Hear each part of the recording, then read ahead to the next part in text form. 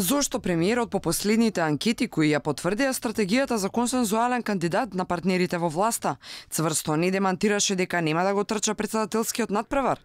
Практично премиерот калкулира меѓу наоѓањето со одветна замена за себе и дилот да се кандидира за шеф на државата дознава алфа од високи владени извори.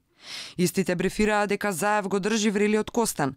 Од една страна договорот е тој да биде заедничката понуда на двата главни играчи во власта, но од друга, напуштањето на премиерската функција ќе значи внутрепартиски раскол во СДСМ за тоа кој да биде наследникот до крај на премиерскиот мандат. Во моментот во СДСМ тлеат различни табори. Велат нашите извори и при евентуално напуштање на функцијата на Заев ќе дојде до внутрепартиско соочување и пресметки за тоа кој да седне на жешкото столче.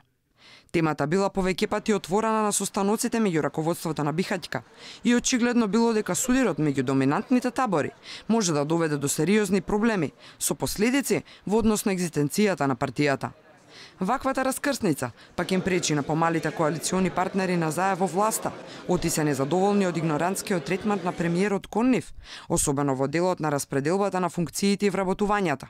Јавно незадоволството го изнесе ЛДП, а како што дознава Алфа, тие веќе знаат со кого ќе ја трчаат претседателската трка. Екс-пратеничката Ангелка Пеева Лауренчик е првото име за кандидат за претседател познато засега.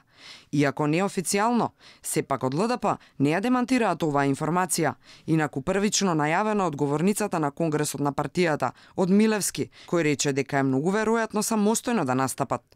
Во меѓувреме, најголемата опозицијска партија вчера објави дека во февруари ќе го соопштат нивниот кандидат за претседател на државата.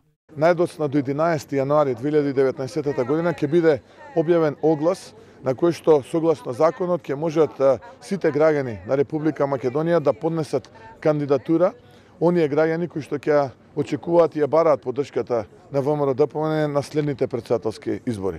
Огласот ќе трае 10 дена, потоа ќе се констатира листата на пријавени кандидати кои што ќе бараат поддршката на ВМРО-ДПМН за следните претседателски избори, а потоа на 16 февруари ВМРО-ДПМН на конвенција ќе го избере претседателскиот кандидат.